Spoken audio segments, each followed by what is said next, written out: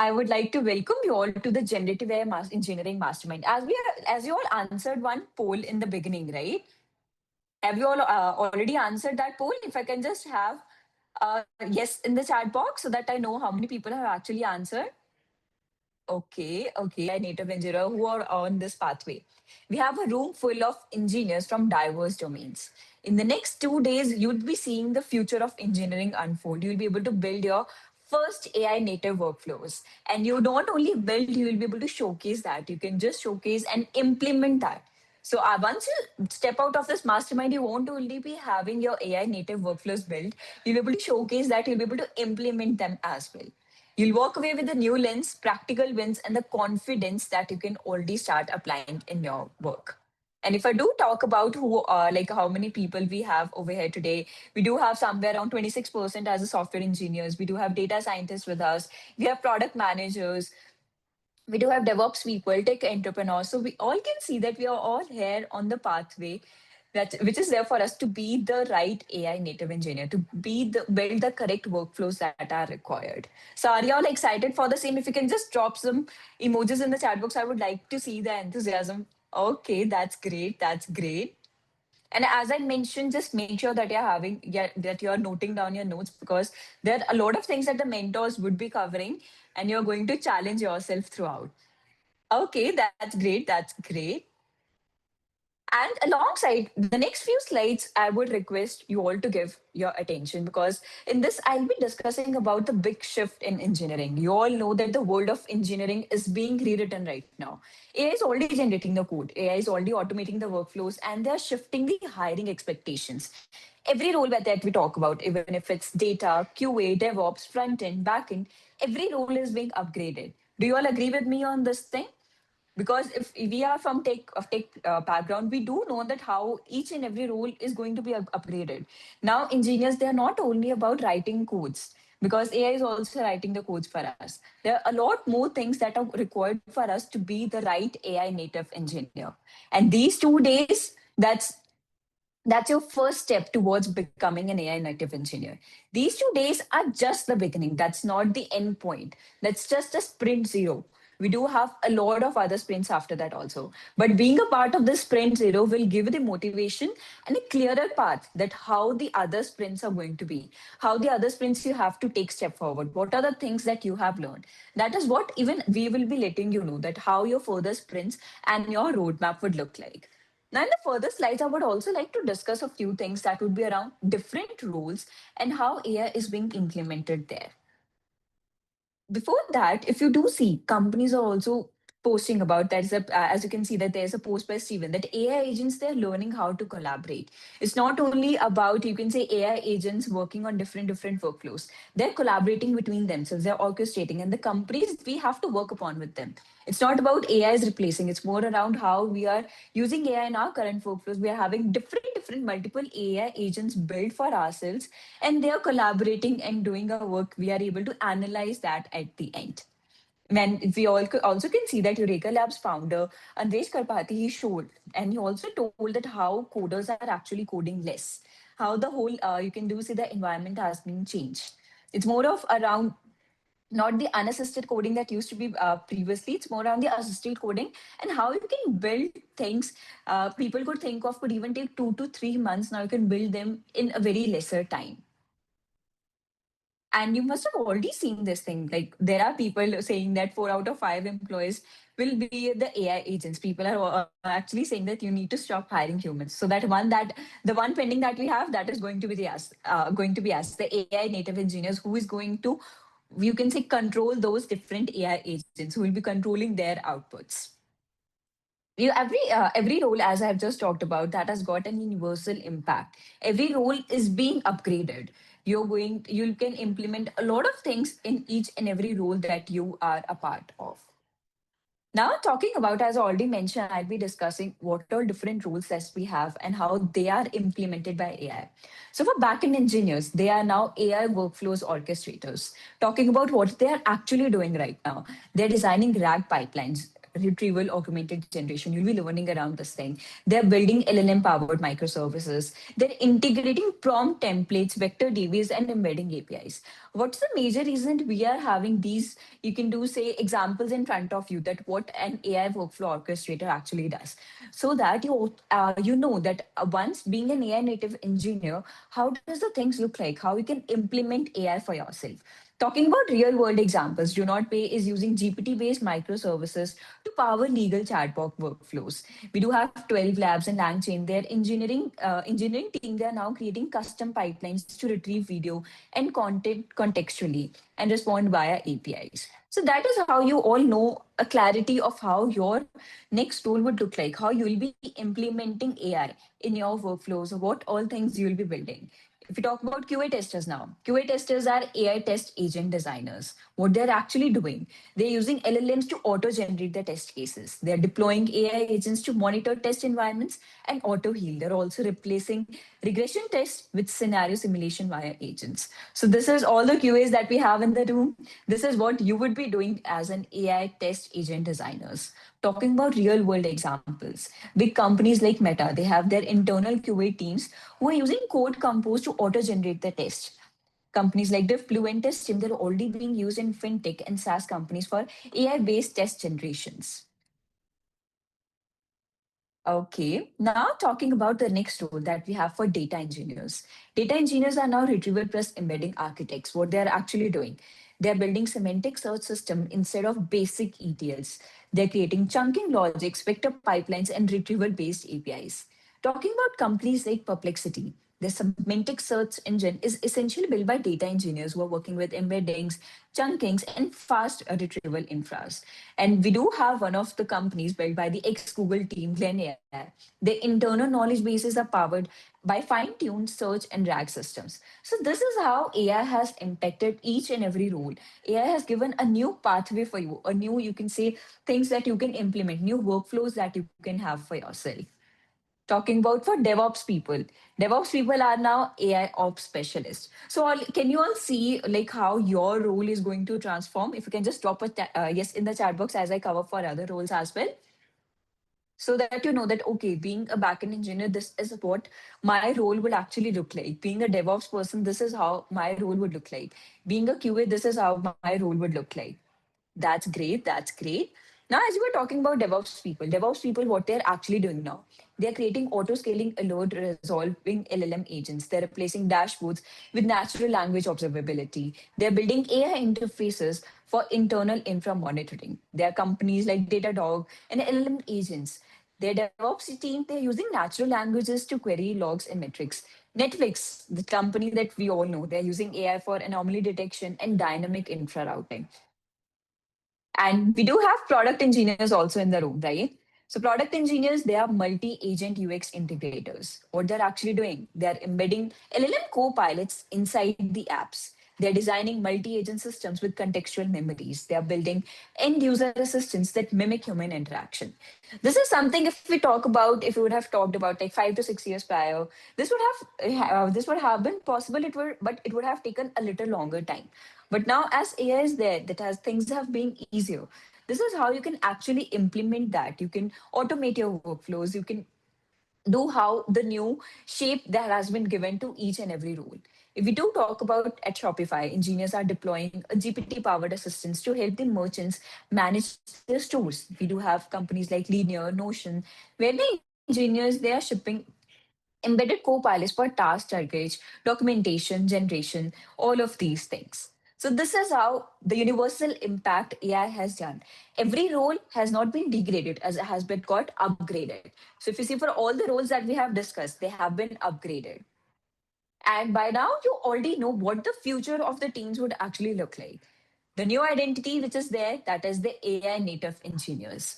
So if you all can see, there's a small image that I have attached over here for you all to explain this better. So now what all things are going to be there in this AI world? We do have founders of companies who are going to lead the companies. Then we have AI native engineers. AI native engineers are building workflows. They are building things for themselves.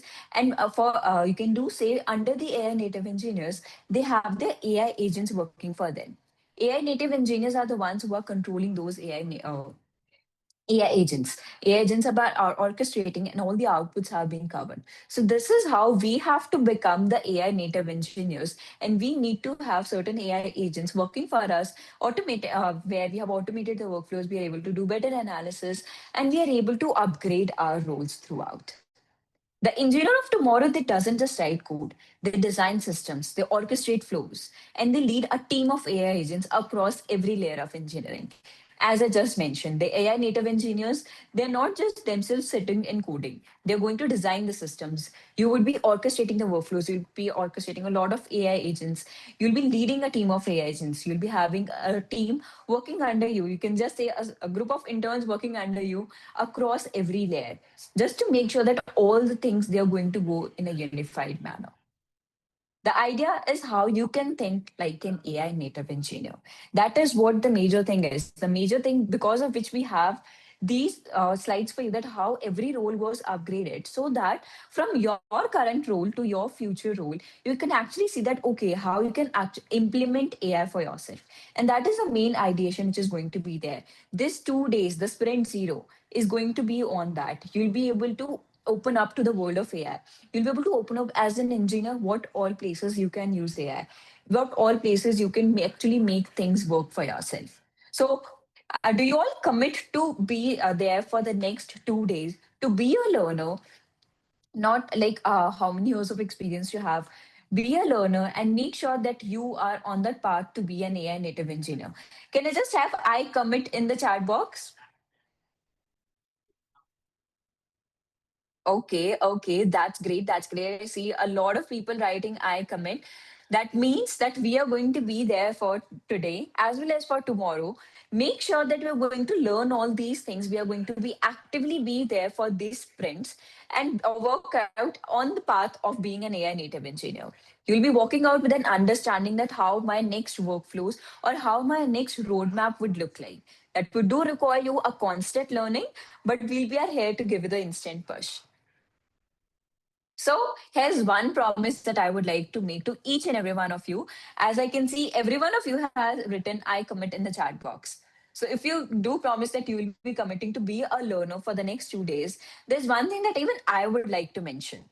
So, if before joining this mastermind, before we begin with all our sessions, you are on the learning curve on zero, I will make sure that once you step out, you will be on level 10. You'll be able to know, your mindset will be more of around how I can use AI. You'll be able to learn basic things. You'll be able to build AI agents for yourself. So for that, just one thing, as I've already told, make sure that you're active throughout. As I've already mentioned, there would be no recordings that are going to be shared. Just take any screenshots of the slide, make your notes. We have an AI companion, especially for you guys. Just make sure that you're using that AI companion as well.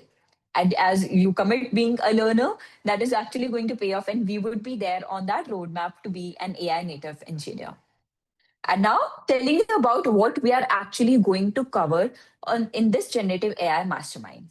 So, firstly, we have day one that we are a part of today. So, today you'll be learning about developer productivity and AI agents. Then we'll be coming again tomorrow on Saturday. That would be a longer session, but we'll be having different sessions that are going to be there, where you'll be learning about building AI bots. Then you'll be learning about building custom GPTs and AI products. You'll be learning about AI agentic AI demo and AI automations. Then we do have one bonus day for you. That will be happening on Sunday, 10 a.m. to 4 p.m. So that over there, you can also learn around multimodal. You can learn around image, video, audio generation using AI. You can learn around vibe coding and building products with AI. So this is what is going to be there for you for the next for complete weekend. So you can just take a quick snapshot so that you know that, okay, this is what is going to be taught. You're going to be clear that next mentor is going to teach me these things. And alongside, we have already shared some pre-reads with you. If you have not shared, if you have not gone through for before today's session, it's completely fine. But before you step in tomorrow, just give a 10 minutes review on the pre-reads so that even all the things are mentors they're going to be covering, you'll be having some idea of that. And to get these outcomes, as I've already told you all, you must commit to be present, You must commit to be engaging in the demos. You can engage as much as you want throughout the session that we have. We'll be having your mentors. The team would be here to discuss with you all. Ask questions during Q&A, and most importantly, keep on taking down your notes. I still remember for one of after one of the mastermind, there was one of the learners who had shared a complete notes that they made. That actually shows the amount of dedication and the commitment that you give to yourself for these next 2 days. That okay, in this sprint zero, I am going to do 110%. I'm going to learn and be present throughout. As I already mentioned, this 2 days of focus is going to give you all a leap ahead of 90% of engineers. You'll be there starting with your sprint zero. You'll be there starting with the initial path, the initial journey that we have. So, can I have folks, all of you, typing ready in the chat box if you're ready for sprint zero before we begin with the session? Okay, that's great. That's great. Now, for our first session, I would like to invite Divij. Divij Bajaj. He's a data and applied scientist at Microsoft. He has been building GenAI solutions for different edtech platforms, and he has been a mentor at Top Mate and top 1% out of them. And alongside, just one question. How many of you have actually heard of Microsoft Copilot? Before we invite Divij, I would like to know from you all. How many of you have heard of Microsoft Copilot or you have used it? Okay, I see the chats are bombarded with yes. That's great. That's great. So today we have Divij over here with you, who has actually been a part of the team who has built Microsoft Copilot. So are you all excited to learn from him? If you can just have welcome Divij in the chat box.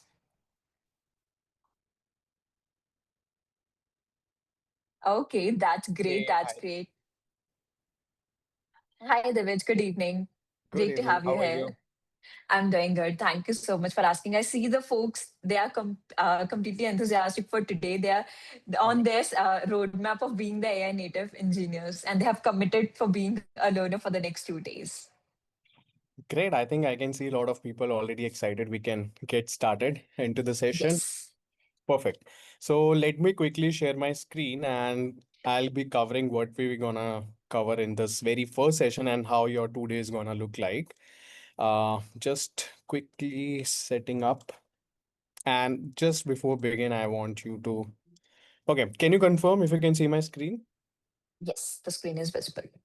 Perfect. So I'll be taking Q&A towards the end, but I want every one of you to pause because we will be starting from the scratch about AI agents, right? So we'll be discussing about AI agents, what are those, how they are built from the very basic level and how even Microsoft is leveraging and building those AI agents. But before we go into the session, I want every one of you to take your pen and paper, right, or whatever notebook you have. Write down the notes, right? When I say notes, you don't have to write each and everything, just the pointers, so that once we are done with the session, right, you can go back. So see those concepts about like let's say context window, context engineering, so that you have some reference point, whatever link that I will be using so that you can take a note of it, right? And by chance, if I miss sending you those links, you have that in your notebook, right? So with that, let's get started. I'll quickly introduce about myself and then get into what we are covering today. So my name is Divij and currently working as data and applied scientist at Microsoft. And I started my journey, I would say, as an electronics IoT engineer. So I was working with these two devices. How many of you have worked by any chance with these two devices? Or you might have seen these, right? These two, which is Arduino and Raspberry Pi. Absolutely true, right? So this is not a graphic card. I think someone wrote graphic card. This is a very tiny computer you can imagine, right? It has its own RAM, its own processor, Arduino and Raspberry Pi, right? Uh, okay, someone is asking, what is my last name? My last name is Divij Bajaj, right? So this is a very small processor which is used to connect to all the sensors data, right? So I can connect to all the sensors data and I can get those values. So I was working with Air India for a very short stint in 2017, and then I started pursuing my master's in 2018 from University of Hyderabad, went there, did my master's in AI and machine learning, and started working as data and applied scientist at VMware. And I worked there for almost 2 years, built a lot of legacy machine learning and deep learning models, specifically for the recommendation space. So mostly whatever models you see on the cloud side, right? Whether it's a VMware or the Azure cloud, any recommendation system which is running, it's built by our team. And then I started working in Microsoft. It's almost, I would say, 5 years now. And I'm part of M365 Copilot team, specifically for the Teams product, where we are building a lot of features for the Teams part. Great. So I think I'll quickly cover on this. So this is one of the very close project to my heart. So anyone can tell me when was the first time we saw ChatGPT coming in? Do you remember the year or maybe the month when we saw the very first time? Yes, it was November 2022, right? So that was the first time we saw ChatGPT coming in. And early 2023, in I would say around April or March, we built this product from scratch, edu.ai. At that time, there was no option on ChatGPT to upload your files, right? It was just a chatbot. You ask a question, you get the answer. So we thought like about RAGs, right? This is basically a RAG-based system we built. We integrated all the NCRT books for the students, right? From class 6 to 12th. And for teachers, you can make quizzes, lesson plans, student can learn. So we made an educational AI companion. We shared with the folks, right, to try it out with different school. And if you go and Google about Shiksha Copilot, right, this was rebranded as Shiksha Copilot now. So if you just Google search about Shiksha Copilot, now it's a part of Microsoft product, right? So that's where we won this hackathon. And these hackathons are like at global level, not just India level. It's like entire Microsoft, right? Not just India part, it's worldwide. Globally we won this hackathon and now it's part of product. So that's where it is very close, like first AI product we shipped. And again, very excited here coming again, sharing all the knowledge, all the experiences, what I have learned so far, to share it with you. Now practically what we're gonna cover today, so I need your next, I would say, 1.5 to 2 hours undivided attention.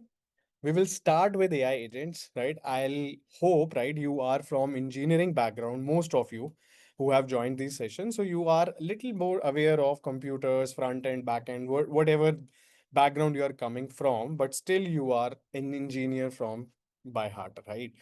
So we will cover all these agents. What is agents, first of all? Why we need agents? What problem they are solving? Why in 2026 everyone is behind agent? Right? We will cover that and then we will discover agentic patterns, right? Basic responder, tool calling, multi-agent, and then we will build one beginner level agent today itself, which is very, very simple. I'll make sure that you understand each and every line of code inside that, how that agent is built. And tomorrow, once you, I mean, join back. So today's session is like a prerequisite for you.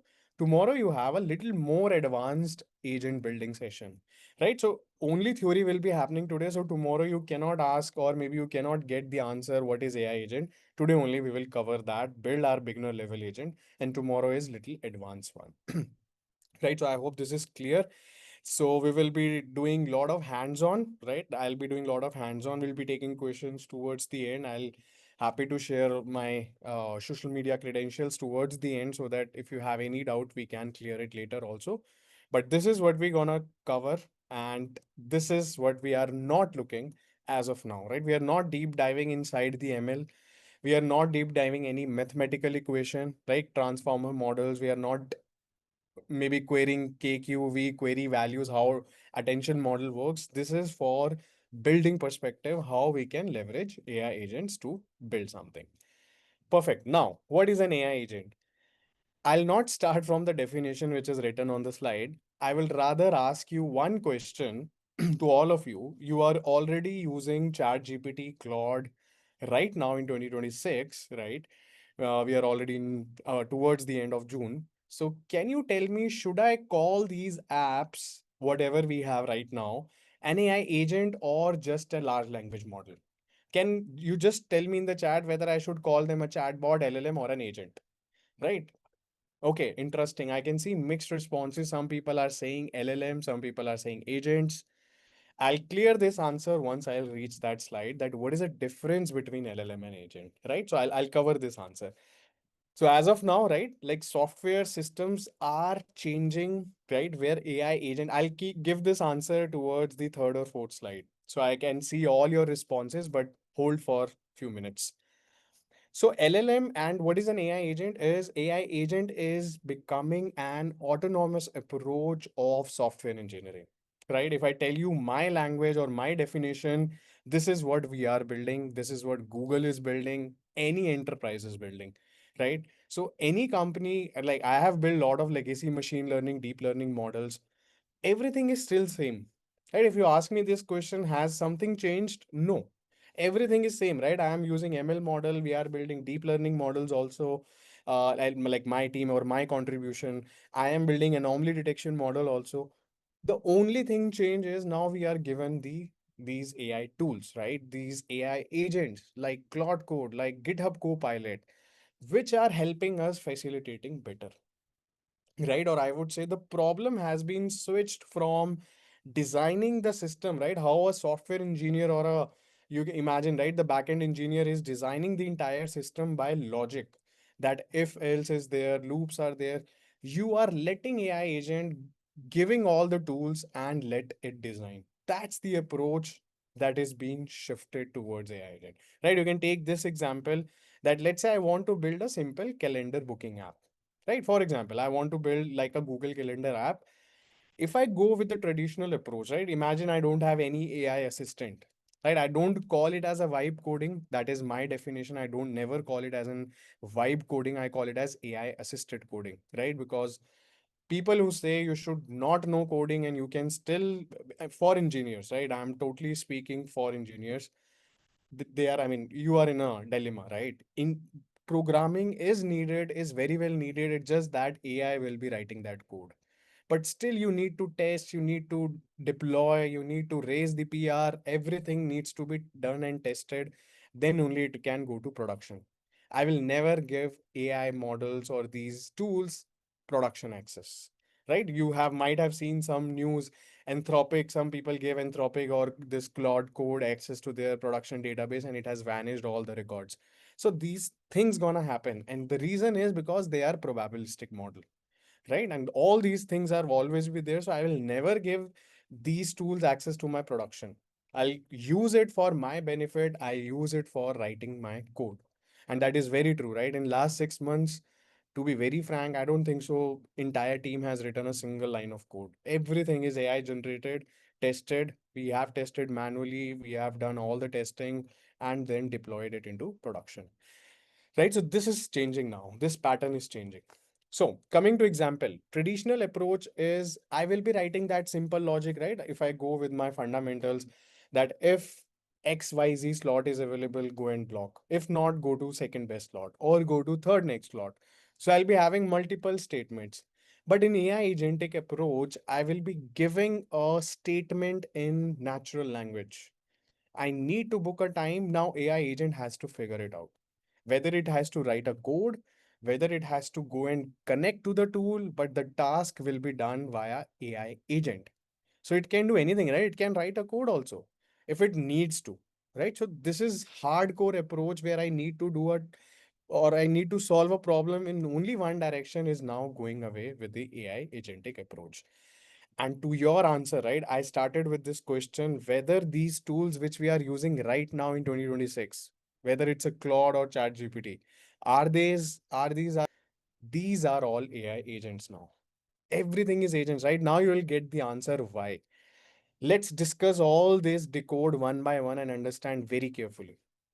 Knowledge, right? The very first thing in LLMs is my static knowledge. I have a training cutoff. Whereas AI agents are smarter, they can do query GPT or any other tool, right? You can try it out. If I ask this, what is your knowledge cutoff? Simple, right? It is telling me my knowledge cutoff is August 2025. Current date also it is telling me wrong, right? I think today is 26th of June, but it is telling me June 13th. But still, right? It is giving me, or the model is having a cutoff knowledge of almost an year old. right? So if I ask, how will you answer current? How will it will automatically tell you, right? How will you answer something currently happened? For events that has happened, I'll use the live web search, conversation context, answer from my journal knowledge. But my August 2025 usually is sufficient, right? So if you ask who won this IPL 2026, I have to do the web search. If you ask anything which is latest, I will do the web search, right? So that means you are not prompting it to do it, right? It is not prompting it to do it. I will be asking anything, right? What are some recent AI updates? I'm not asking model to do a web search, right? I can do it manually also. If I do this, that hey, you have to do a web search, that means it's human in loop. But I'm not asking. I'm letting it to use its own brain when to use, when not to use. So that means it's an AI agent now.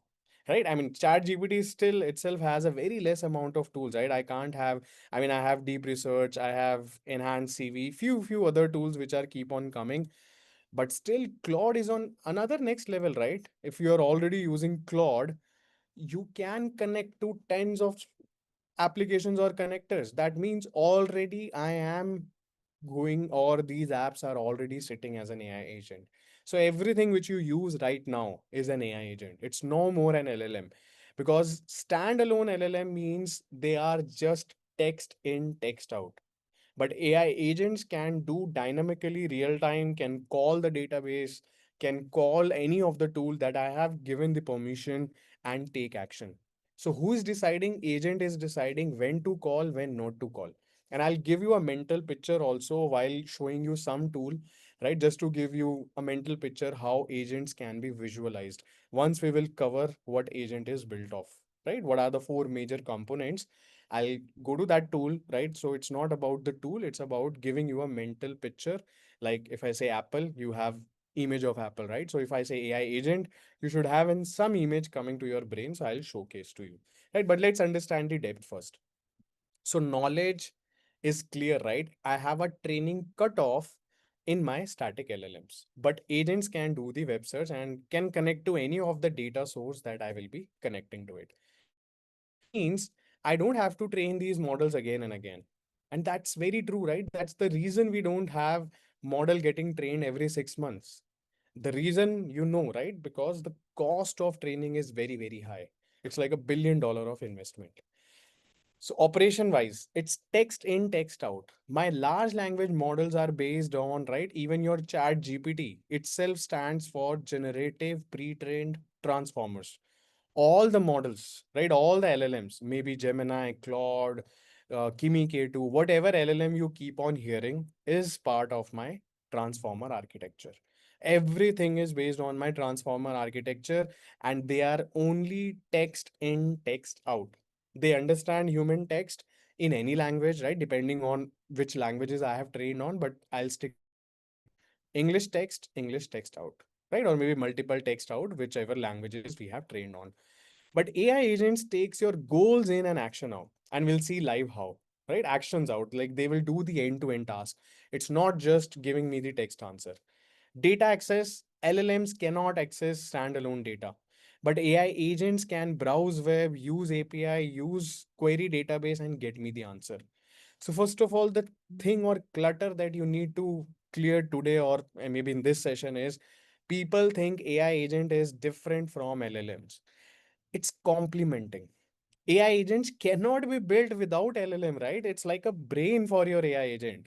So I ask this question in all my workshops to all the people, that do you think they are different? And mostly people have this mis Claude Rangers coming in. Why this is so powerful, right? If I go and ask this question, first of all, it will use its brain to get the answer from internet, right? It will go and try to search it out, that is there any something like that, or do these words exist or not, right? Then it will try to give you something about it, right? If Claude Ranger's name came from specific expose YouTube video or article, send me the link, or I'll try, right? Agentic capabilities, advanced coding.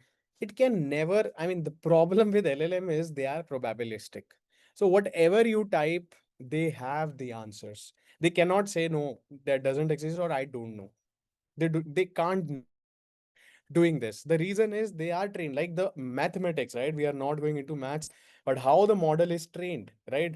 We have tokenization, we have embeddings. How it has learned these things, it is always output you some probability, right? It will go read and give you, right, why it is advanced, why Claude is becoming, why people are calling rangers. So it will try to defend that why people are calling rangers, and nothing is like that, right? I just made up this from my own mind. I just made up this Claude rangers, right? Nothing is like that. So that means my model has the chance of hallucinations. My LLMs are prone to hallucinate some of the information. But when agents comes, right, when I my rags, right, rags is nothing but I connect my own data, my chances of hallucinations becomes zero.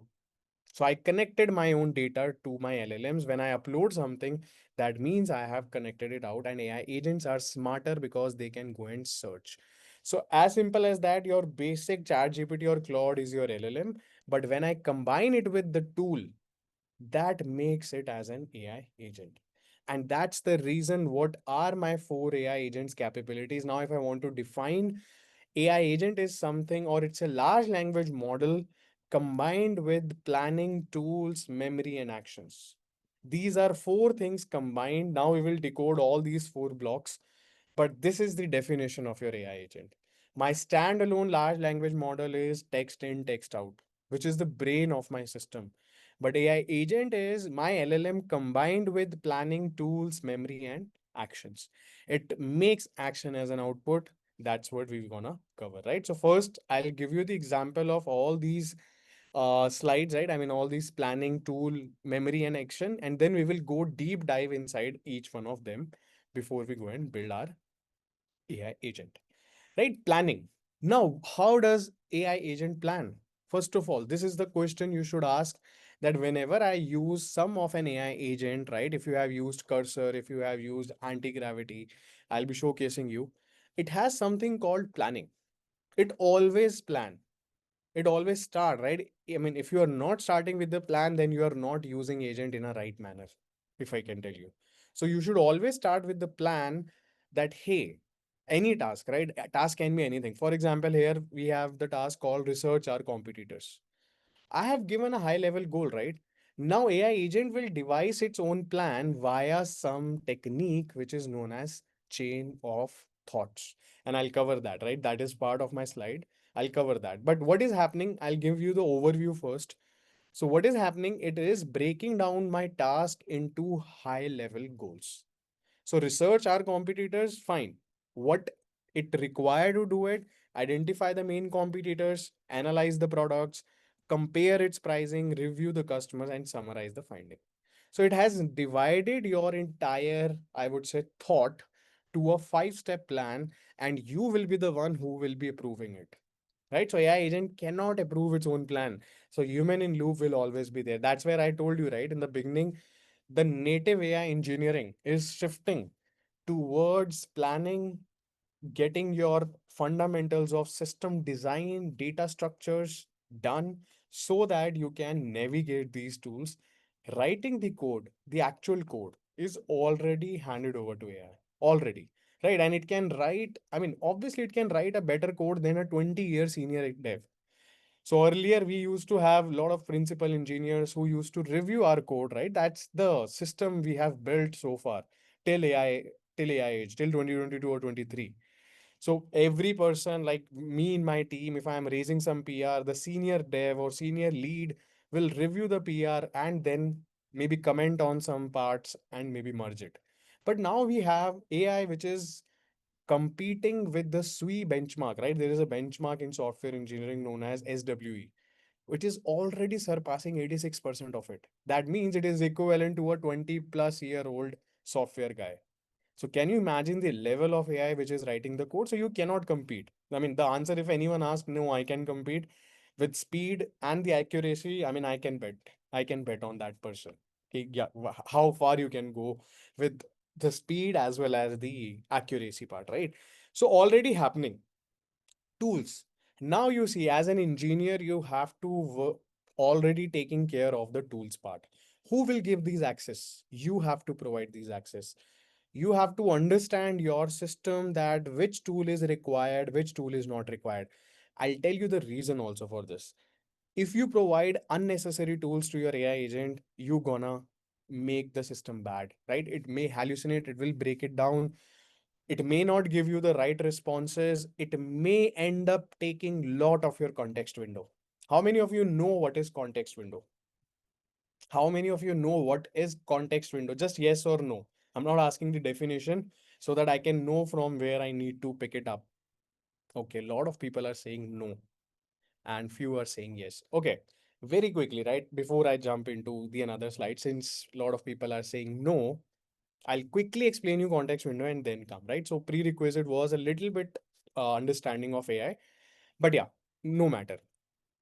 I have any of my chats, right? For example, I'll ask ChatGPT only, explain me LLM in depth, right? I can ask this question to ChatGPT itself.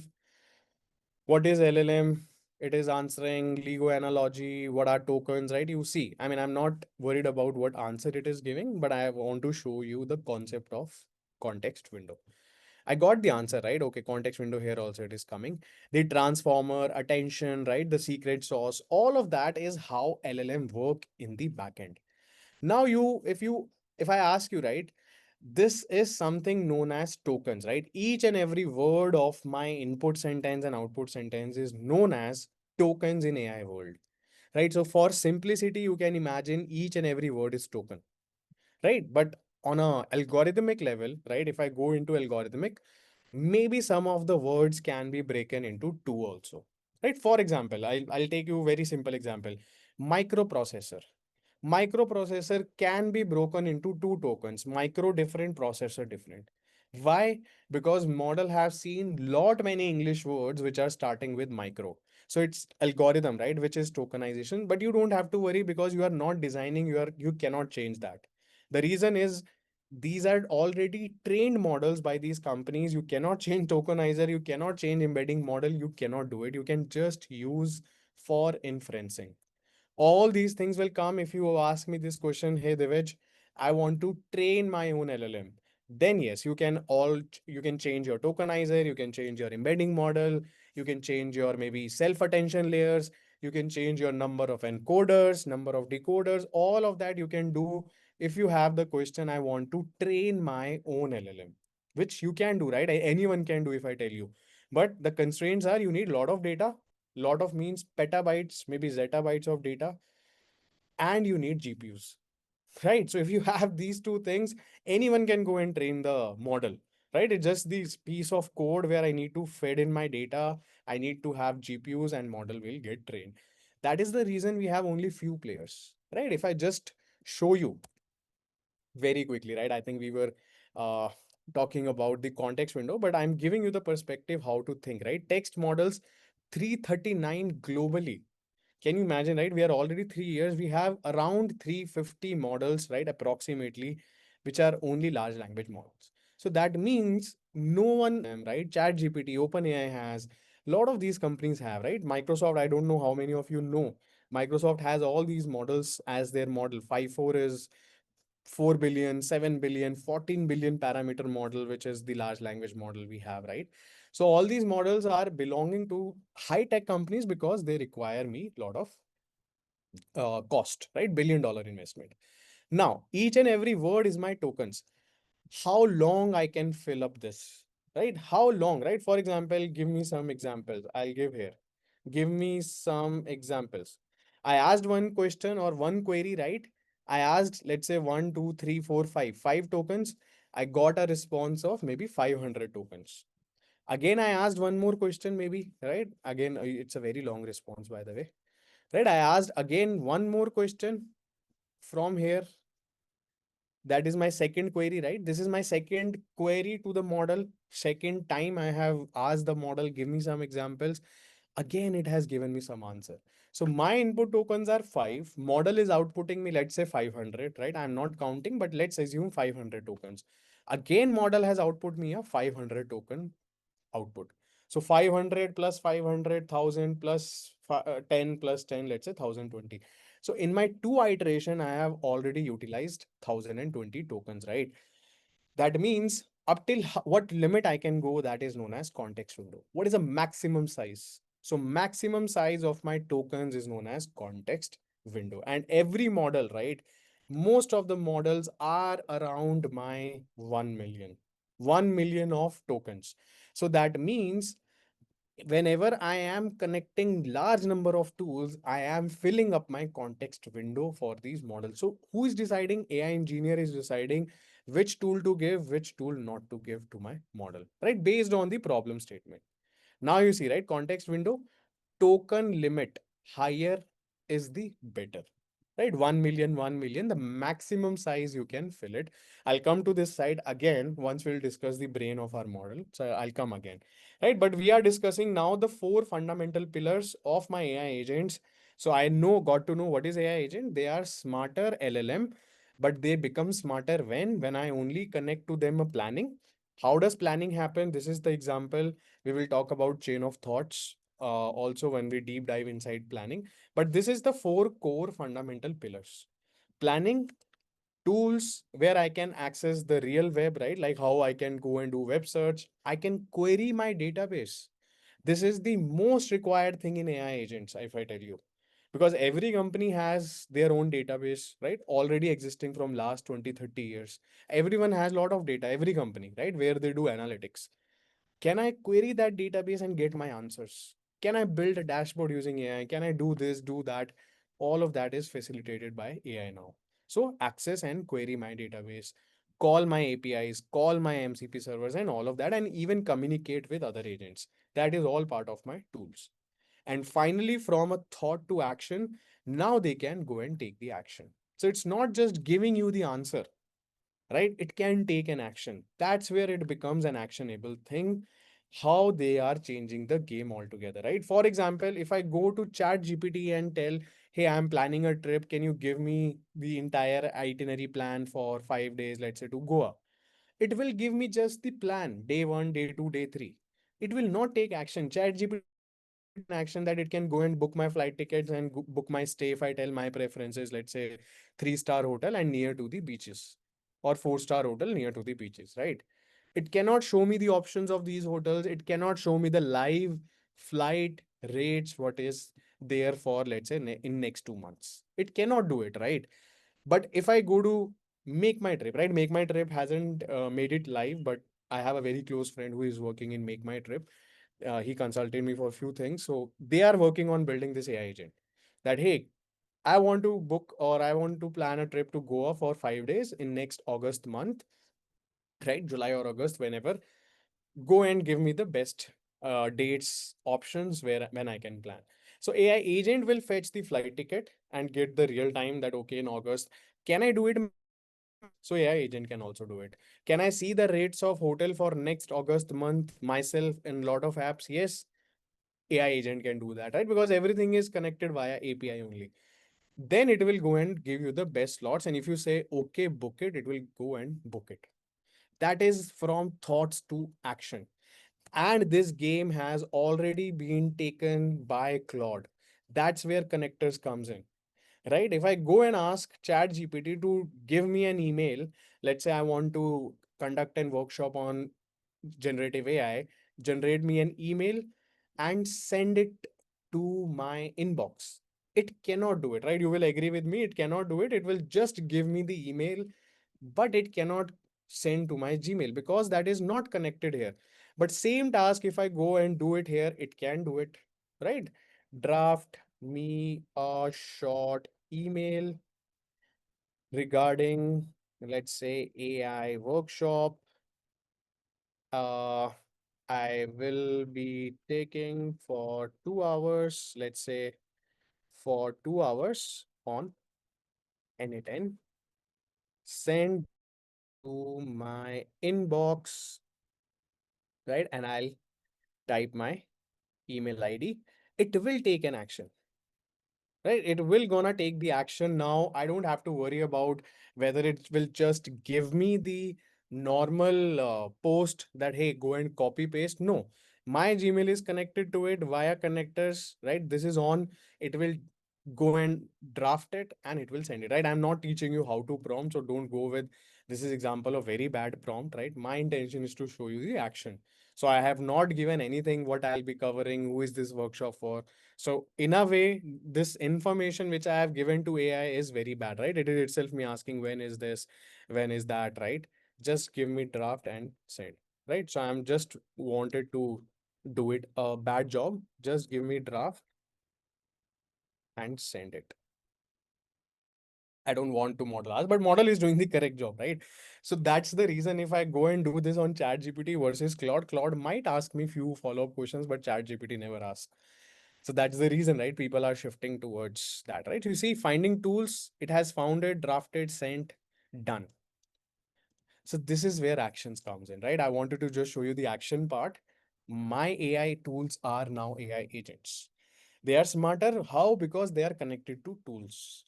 So the promises are good, right? AI agents can handle a lot of things that are 10x productivity gains, focus on strategy, but there are risks also, right? So there is not always a like what we say that all good things are there about a new technology. There are risks also involved, right?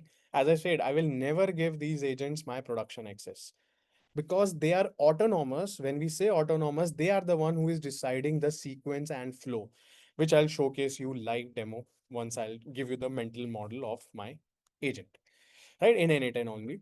So that means they are taking care of actions. They are deciding which tool to call, when to call, in which order. You have no control in that. I just have to give my tool access to it, right? So that means it has some risk involved. So I'll never give my production access, but who is stopping me to give my development access? I'll give AI agent my development access so that they can co-build with me. I can test it out and then I will ship it, right? So the entire architecture is I have my LLM brain, right? Now we will be dissecting into each one of these a little more and see the how part of it, right? Right now we discussed what are these four pillars, what do we have in these four. Now we will see how part of it, how they are built. So AI agent is nothing but your LLM combined with planning, tools, memory, and action. So I want all of you to have this definition clear by today that I have these four things with my AI agents. Now, what is my brain, right? The brain is itself my LLM. That's where I said in the starting that they are not two different things, they are complementary. It's complementing, right? LLM or agent is complementing my LLM architecture. So my model is my brain, and you can imagine my tools is like the body parts of your system, right? Human body. So you also humans or any other species have one brain, we have one memory, and we have multiple tools. We have eyes, ears, hands, legs. All of this comprises of my tools. Same goes with AI agents. It has one brain. I cannot connect two brains. I can only connect one brain to one agent, one brain, one memory, multiple tools. And I'll show you live, right? Once I go to N10, that I cannot go and attach two models. No, I cannot. I can only attach one brain to one agent, else it will not function, right? I mean, I cannot attach. That's the simple point. I cannot attach. That's the agent definition, right? So model provides me intelligence. So the very first question is whenever you are going to build your agent, get the right model or right brain for yourself. So if I am building something very complex, I'll be using Claude Opus, right, which is the highest thinking model. But if I have a very simple agent, right, for example, I am building sentiment classifier agent, right, for any company. They have a lot of products or a lot of reviews on Amazon, Google, Facebook. They are selling on multiple platforms. They want a simple sentiment classification, positive or negative. I won't be using Claude Opus for that. I can simply use Claude Sonnet, GPT 4.1 Mini, these small models for getting it classified as positive, negative, or neutral, right? Because I have a very simple task. So depending on what task I have, I'll be choosing the right model. So if I go to this website now, right, I told you or I showed you in a brief. So this is the website called artificialanalysis.ai, right? So I have this intelligence output speed. This will help you to decide which brain you can go and select about it, right? So what happens, right? Anytime a new model comes, there is a standard checks on various tasks, which model is performing best. Right. So even I have published, I mean, there are a lot of prompting tasks, there are a lot of logical tasks. So even I have published my paper on one of the prompting technique. So that means we test it on some public source data set and measure the accuracy. So they have done all these testing for different models, and I can see the intelligence, right? Who is ranking highest? Speed, output tokens per second. Now, if you say no, I want speed to be very, very high, right? Latency to be very minimal. That means you want every prediction coming in, let's say 1 milliseconds or 5 milliseconds. You upload something and you get the answer. So I want a model with higher token output rate, right? Then you have cost, again based on tokens only, right? How much I have to pay? This is for 1 million token, right? All of this is for 1 million only. So if I'm using Claude Fable 5, which is already banned in India, right? I cannot use this as of now. It is the most expensive one, right? $2.75 per intelligence index task. Okay, this is not for 1 million, but if I go with 1 million, I think it will be close to $10, right? For 1 million token, I have that much cost. So here you can see a lot of tests that are being done. You can see here, right? GPA. If you go and read, you will be able to find what is this test about, right? You see humanities last exam. That means it was reasoning and knowledge. All my logical reasoning and mathematical questions, right? What we have, LR, logical reasoning, puzzles. All these are given to AI and which model ranked on top. You see the difference, right? So whatever task, right? Agentic coding. So for example, I am into coding. So my go-to benchmark to look is this one. If someone is building in something else, right? Something called LCR, long context reasoning, LCR, right? This is known as LCR. That means if you have a task of very large document and you want to get the answer from that, right? So that means LCR task. So you can see different benchmarks these companies are doing and select the best brain for yourself. So if I go and read also, I can get to know what this task is all about, right? If I click on this, let's say IT bench double A, artificial is implemented IBM, this benchmark testing AI agents on Kubernetes incidents root cause analysis. So if someone of you said, hey, I have a Kubernetes application in my office or my company, we want to have a root cause why Kubernetes cluster got failed or maybe something happened in cluster, I will go with these benchmarks, right? So this is a smarter way of selecting the best brain for your system, right? So this is MMU Pro, which is visual reasoning. If you have model to interpret images, I will go with this one, right? So Gemini Flash is ranking on top. So that means, I mean, in a nutshell, if you go and explore, my top 5 models or top 10 models will be here and there in all the benchmarks, right? That's the basic thing I have noticed, right? So somewhere you will see Google Gemini Flash on one, somewhere it is on five, right? Maybe Claude is on here one, right? GPT is here one. So you'll find something or here and there for each and every model. So go and select the best one, which is the best brain for yourself. And I don't have to test it out. I'll go with these analysis so that my time and money both are saved. From brain to body. Now we have the body, which means the tools, right? I have to give my agent a tool, right? Brain is given. Now we'll come to the body part, which is again what? Planning, tools, memory, and we have the actions coming out. After this, I'll show you the visualization of these agents, how they are working. Now, planning system, right? We already saw the model will break down your input into plan, which is to do. And how it does via something known as chain of thoughts. Chain of thought is the prompting technique published by Google Brain Research Team, which is very simple. If I tell you the idea is very simple that anything you give, break it down into smaller tasks, right? That's itself prompt is itself about that. And how this got invented, right? This is the paper, by the way. Again, I'll share you this link, maybe both the links, what I used it, so that you can have handy, right? This has all the prompting techniques. If you want to go and refer, this one is your artificialanalysis.ai. Uh, right. So this is the Google Research Brain Team paper published, Chain of Thoughts, Elicit Reasoning in Large Language Model. It came around 2023, right? So early when ChatGPT came, after that we saw this paper coming out. And what they have done, if I tell you, right, they tested it on logical reasoning questions So model was doing a bad job, right? And we are talking about when 2023. Model was doing the bad job. So for example, right, you see here, I am giving these questions. Roger has 5 tennis ball, he buy two more, this and that. Sometimes it is giving me wrong answers, right? This is wrong, this is wrong. And sometimes it is giving me right answer. For example, you can read this. I went to the market, bought 10 apples, gave two to the neighbor, two to the repairman, ate five. I mean, bought five and ate one. How many I am remaining? 11 apples, which is wrong answer. And same thing, same model, same environment. I just added this line. Let's think step by step.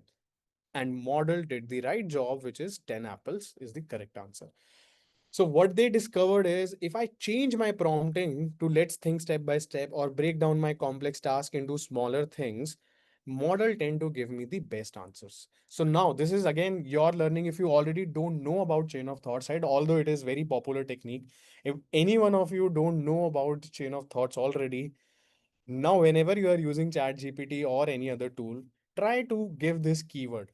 Think step by step, right? I want to build, let's say, perfect coding, or I want to solve this problem. Let's think step by step, right? Give this, you will find a model will be doing a little better job. That's what planning system uses, right? It breaks down your task into step by step approach. Now tools, right? Tools is like, I would say, the game changing thing for AI agent, right? That's where it became AI agent.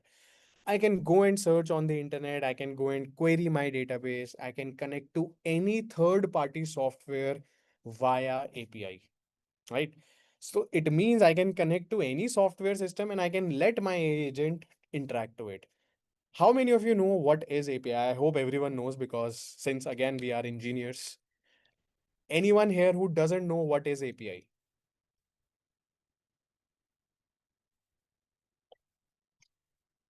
Yeah, don't worry if you don't know, but I can see a lot of people I don't know. No, no, no.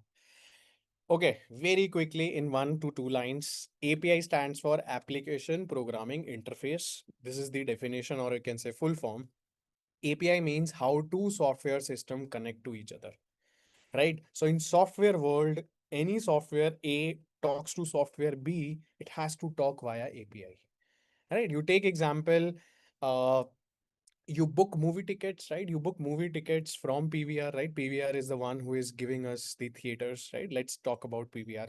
How many apps allow me to book PVR tickets, right? For a same theater, right? I can book from Paytm, book my show, maybe District app, right? Multiple apps. So what they are giving, PVR is giving the API. If I want to build a new app tomorrow for movie ticketing, I'll go to PVR and say, hey, give me your API. I'll also facilitate movie ticketing. Similarly, you take flight ticketing, right? I can book flights from many platforms, Paytm, maybe Make My Trip, Go Ibibo, multiple platforms, same flight, same destination, same time. Obviously, time cannot be changed. But if I book that ticket or book that movie theater 11 and 12 seat, it will be blocked across the apps, right? I cannot book it again from any other app. That seat will be blocked. All that communication happens via API. So API is like your bridge man, right? Who's connect two software system to each other. We also call them as an waiter, right? Because whenever you go to restaurant, you do not directly order to, or you do not directly talk to chef. There is a waiter in between who takes your order, go to the kitchen, tell the chef and bring your order back. So, right, there is an intermediator. That is what the job of API is. So I can connect to multiple tools. I'll show you one example to my APIs so that my AI agent can talk to these tools. That's the reason they become smarter, right? So if I talk about Claude, right, these are all my tools. These are all my tools. My Claude, which is an LLM, my Sonnet, which is LLM, can talk to Canva, talk to this, talk to Gmail, talk to Google Drive. If I go to manage connectors, I can connect to all the third party apps, and these are all my tools. So tools becomes right. More the tools, better the option for me, right? I can connect to Notion, all of that, right? If I go to see Notion is there. If I want to connect to Notion, I can go and connect, sign in my Notion account and done. Spotify. If I connect to my Spotify, I can simply ask my Claude that, hey, what are my playlist? Can you organize something on my playlist? All the actions it can do and take it, right? My Notion pages, go and read about this topic I have written on Notion. it will be able to do it. It will be able to read it. My Google Drive, right? I have already connected my Google Drive.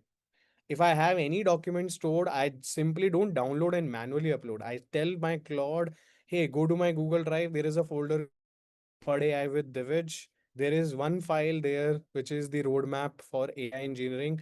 Go and read and consider it into the chat. Then I build on top of it. So it can go and read to my Google Drive because it is connected. So this is what my tools comes in. Tools is simple, right? How to connect. Memory is where my model will store everything, right? Each and every conversations are stored, and this is again very much similar to how we humans have two types in memories. I mean, in a sense, we have long term and short term, right? Long term memory and short term memory. Same way agents have these two memories, right? I can prove it to you.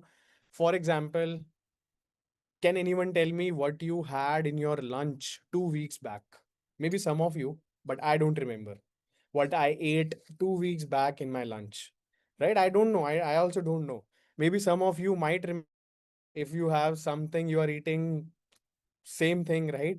I mean, dal roti is just an answer, but which dal, right?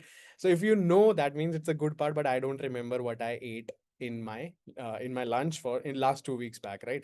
But if I ask you how much you scored in your 10th class, right? So everyone knows, right? Everyone still remember how much I scored in my 10th class, right? Because that means I have a long-term memory created in my brain.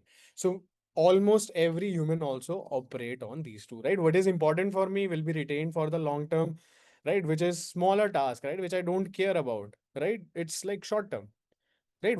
Which t-shirt I wore 2 weeks back while going to office, I don't know. I don't remember what I wore 2 weeks back, right? Which project I am working on or which project I worked on in my very first company, I remember that, right? So we humans also behave like same things, right? So short term and long term. Finally, actions, which is giving the actions out, writing or committing, send emails, and all that stuff is my actions. Now, putting entire thing whole together, right? You see how agents are working, right? This is actual use case. We have our onboarding buddy agent now, right? Onboarding buddy agent is whosoever join our team. First, we used to assign somebody to it, right? Because that person is new to the team. He has to get all the repo, code access, documents to raise, which all accesses he needs to have, right? Query HR documents, a lot of things for a new joinee in any team. So we built an AI agent, and he goes to that agent now and say, "Hey, I'm new here, onboard me." So AI agent makes a plan, give all the tools access, what you need to do step by step. So planning, tools, memory, it keeps on updating. You are done with these two, then next, when next. So everything is governed by now AI agent, right? So these are the systems you can build via AI agent. There are multiple, I would say, scenarios, but this is one, right? For an onboarding buddy, I have my planning, my tools, all the repo accesses, right? GitHub, my HR system. And finally, it will help that person to get on board and take some actions, right? So this is where my entire things comes in. And now I want to give you a mental picture before I go and go to the agentic patterns, right? So agent is clear. What is agent? It has four things: planning, my tools, my agent is planning, my to-dos, my you have tools, you have memory, and you have actions. These four things combined is something known as agents. Now, like I told you, right? How can you visualize this thing? Because if I show you this, which we will be going through, if I tell you this is my agent, right? This is actually an agent. This is my agent, agents.py. This is my main file where I'm running this agent. This is my task, what agent will be doing it.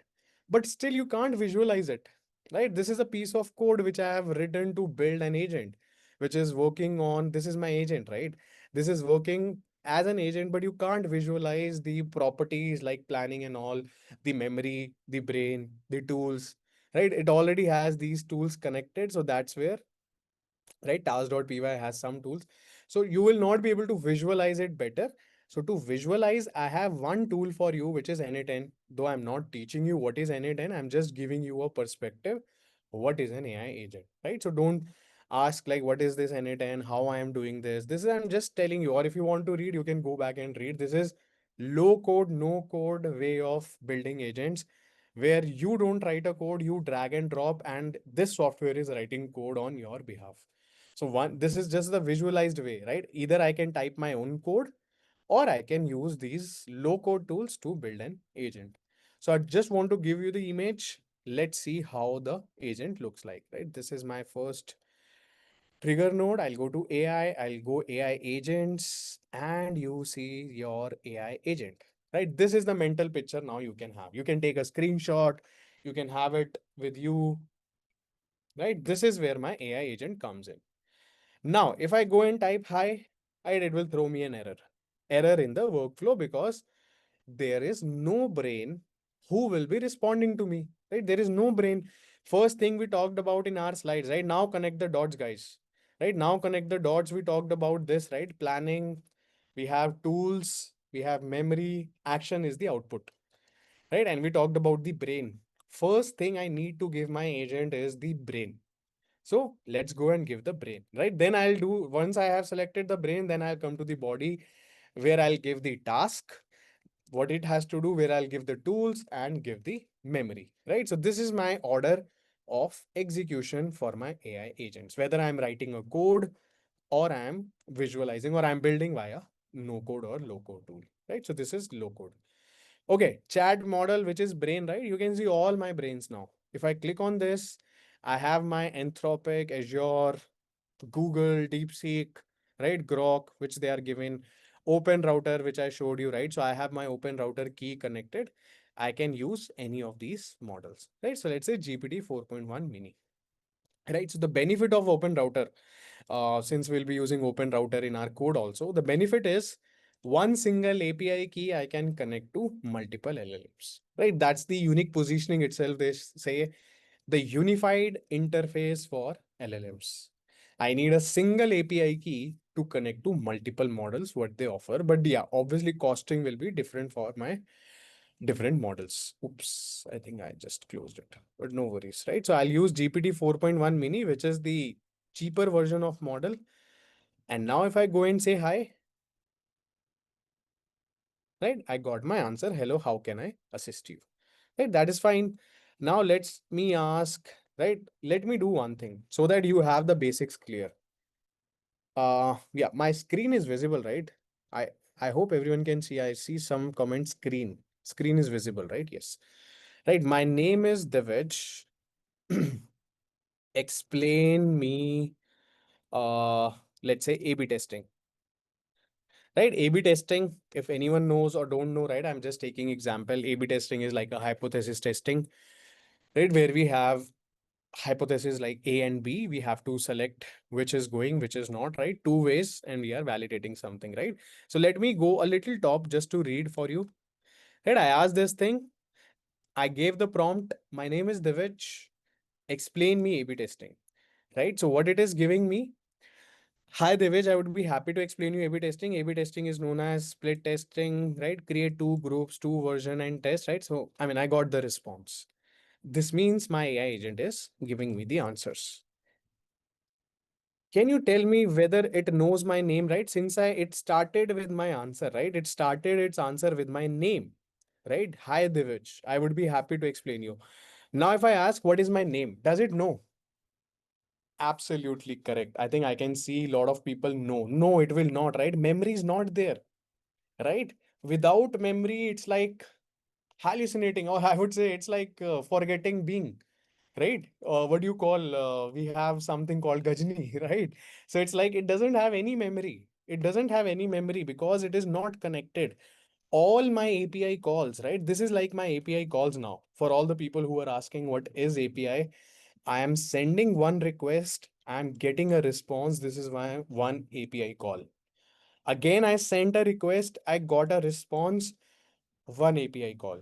And who is charging me this, right? This I'm paying, right? I'm paying to Open AI GPT 4.1 mini model, whatever the cost is for my tokens, right? Which will be $0.001.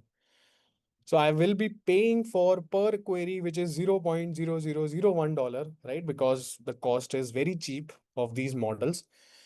So that means every API call is independent. You can see here also, my total tokens 33. So if I go and calculate my cost of 33 tokens, it will be like 0.000001, because 1 million cost, right? If I go and use 1 million tokens, then I have a cost of, I think, $1.2. $1.2 when I hit 1 million.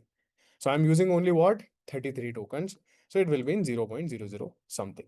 So don't have memory. That means it doesn't know. It doesn't know what you asked in your previous response.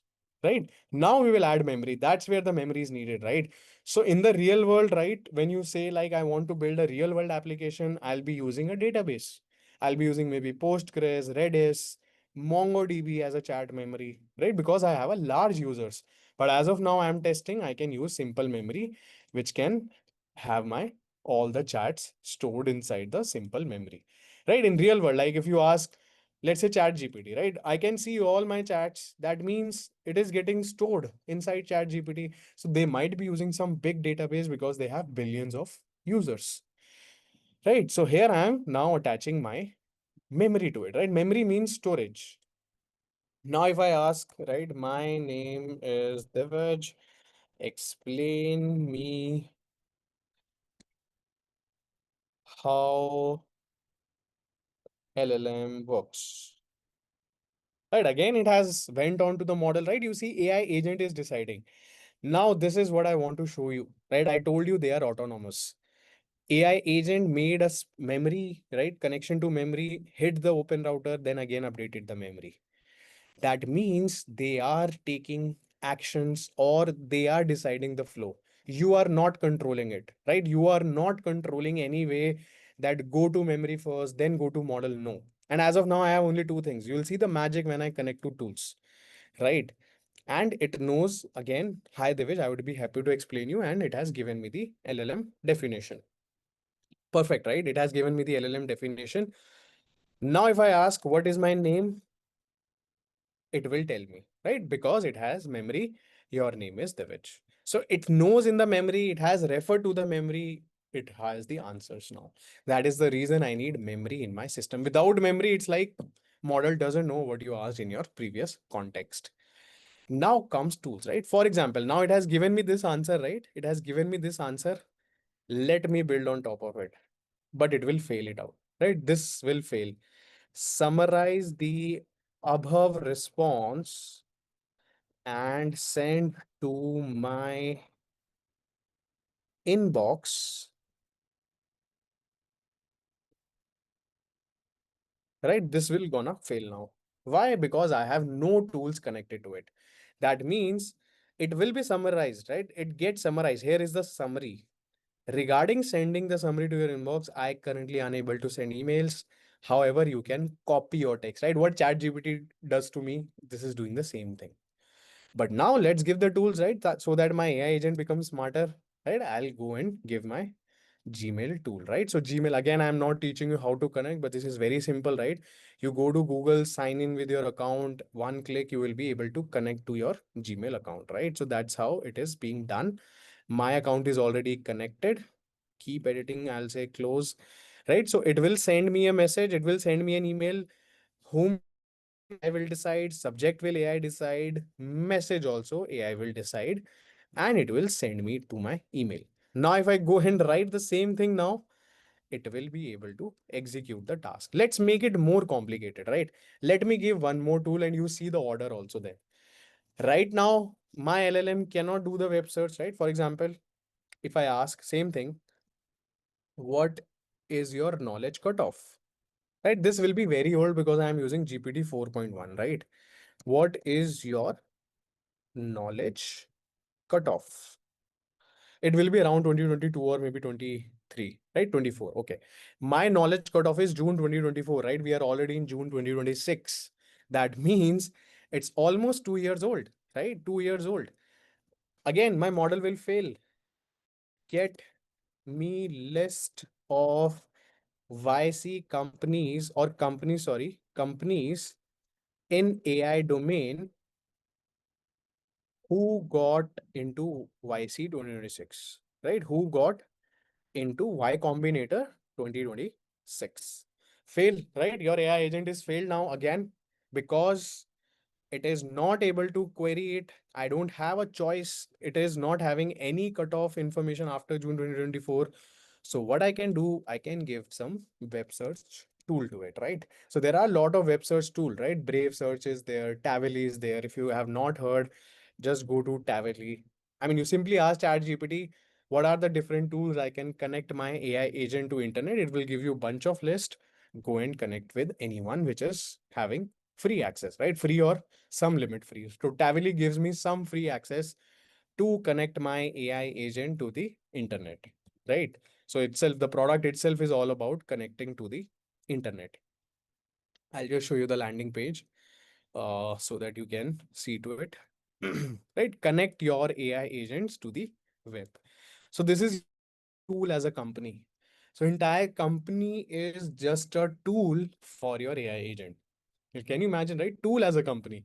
So this entire, right? A lot of people are already using, a lot of companies are already using this, their API.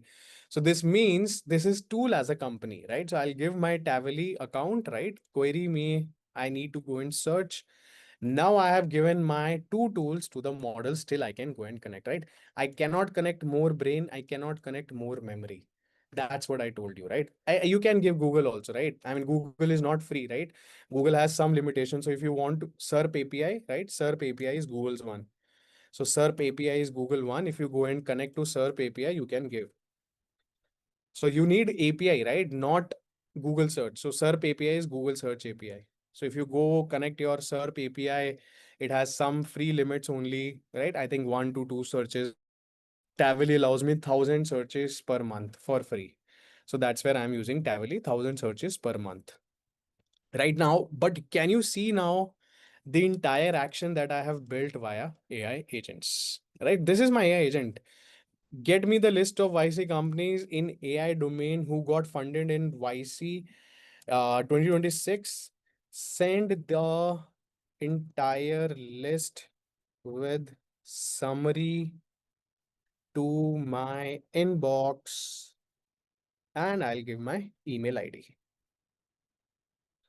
This is what AI agent is capable of, right? You connect the dots, right? Am I controlling it? Can I control this? When to call which tool in which sequence? No, you cannot, right? There is some options when you go and have that lang graph and lang chains.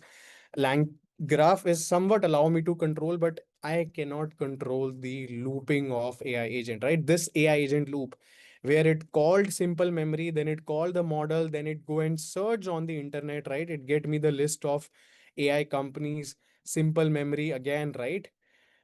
Yes, right. I'll say send the list to your inbox and then finally it can go and send it to my Gmail, right? You see Gmail tool invoked and finally I got my email. So you see my task got achieved, everything whatever I wanted via AI agent. My LLM standalone, right? This is my only large language model. It cannot do it. So everything got connected, brain, memory, tools.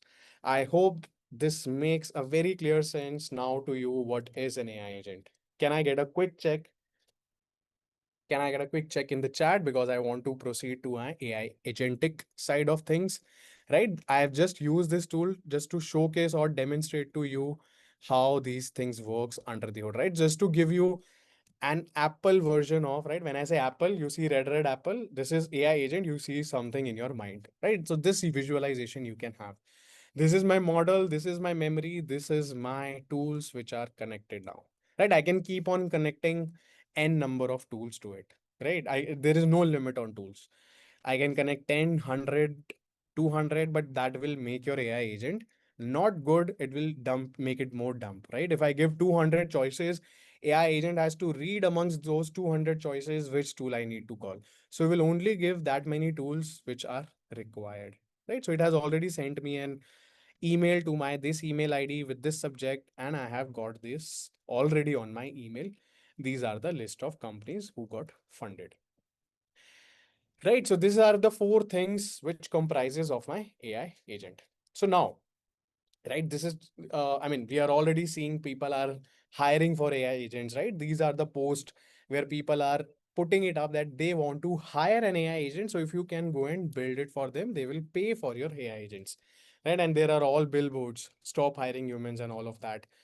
There is a scientific agent, research agent who have written the research paper and it got published, right? So generally, if you know about this process, I mean, I have published 2 3 papers.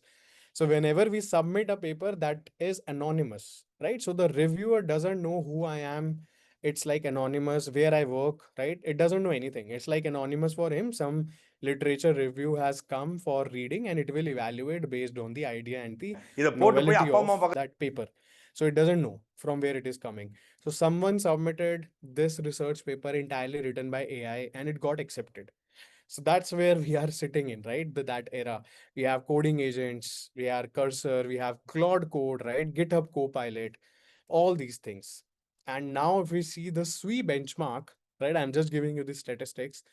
I think this is the older one, but it has already reached to 86%. Right. So this is the benchmark in software engineering where we give very complex tasks to these AI agents to solve, and what accuracy and what limit they get into that, that is what we measure. And this is already reaching up to 86%, right? So people are hiring AI agents, people have building AI agents and all of that.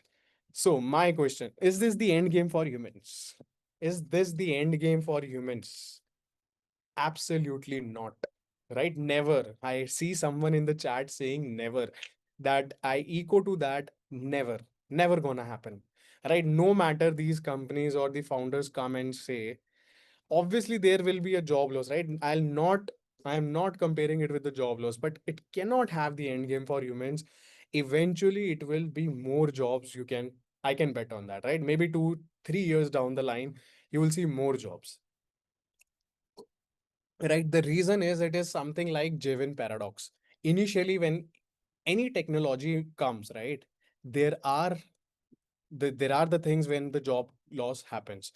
But when it becomes on the mature level, right, people adapt to it, people start learning to it, it opens up the new gates, right? So definitely gonna happen with AI also, right? So the real truth is AI agents aren't just taking, they are creating new opportunities and they will create in the future also, right? So I visualize AI agents like this is like an Iron Man for me, right? So when I was doing all my coding stuff, right, when we were building these features for our product, it was taking sweet amount of time, around 4 to 5 weeks, maybe 6 weeks for a single feature, right? I mean, in our day-to-day work, we call it as a feature, right? I mean, every company can call a different thing. We call them as a features. That for a product, I am building features. So we have, let's say, 5 features in the pipeline. So one feature used to take 2 to 3 weeks, right? But now it is drilling down to, I would say, 3 to 4 days. A single feature is being shipped in 3 to 4 days. Who is allowing this, right? So when a human wear this AI agents, this like an Iron Man, the possibilities are endless, right? I can do my task quicker, I can brainstorm on new ideas and so on. So AI agents are automating it, still needs the human oversight. If that is true, right, I mean, lay off all the people and let AI agent build the software. So it gonna never happen. But yes, definitely less people will be required. But AI agents are now effective way of using in the companies, right? Without this, I mean, I cannot now imagine going back to that era where I used to write variable names myself, right? So now that is where we are sitting in AI agentic era, how things are going. Right. So I think we can continue. Let's not hamper the flow. We have few slides left, right? But then we'll go to build part. So I think it's almost 1 hour. We have almost 1 hour. Let's continue. Right now, it's like becoming little more. We are going into agentic side of things, and then I'll show you the beginner level agents how to build it, and then we can take a dinner break. I mean, we can all go to end the session maybe, right? So now let's explore agentic AI in detail. Now you have already got to know what is AI agents, right? If I just quickly ask you what is AI agent, it's a LLM connected with my tools, my planning, my third thing was what? Planning, my memory and my actions. Now we are discovering about the agentic AI in detail. That means what are the different patterns, how I can build these agents. The first one, right, which is not most widely used, I would say, right? This is not at all used. This is basic, which came in 2023. The basic responder, right? That means You query an LLM with the prompt and you get an answer. So this is like a chatbot, right? This is like a mere chatbot where people are building. Let's say I have my some of my idea or some of my company, right? I gave a prompt that, hey, you are a customer support bot for, let's say, Thinklytics AI, right? You are something like that. You have to respond to customer inquiries. You have to be polite. I gave a prompt, I gave the model, and now I can get the response. So this becomes my basic responder pattern. Second, which is quietly used, router pattern, right? So these are now agentic patterns. The problem that you will be solving in your respective companies or your own problem will be something belonging to these patterns, right? One of these patterns. Second is router pattern. That means user query comes in and your first LLM decides where to route. Now I'll give you practical example where we have built this. Right, in Microsoft also we have multiple products, multiple customer support tickets comes in, right? Some can have issue with PowerPoint, some can have with Excel, someone can have with Azure, Teams, right? So your first LLM decides where to query or where to send this query to, right? So your first agent is deciding, first LLM is deciding where to send. So any of your customer support now can be router pattern, right? Because let's say Zomato, right? You ordered something, you didn't get your desired food. Someone will have food related issues, someone will have delivery related, someone will have bill related, invoice related. So you have the router pattern. But still, I would say people are building this, but there is no agent here coming in because there is no tools. So this is my router pattern, right? You are using routing pattern to route your queries. Then comes the tool calling, which is most widely used.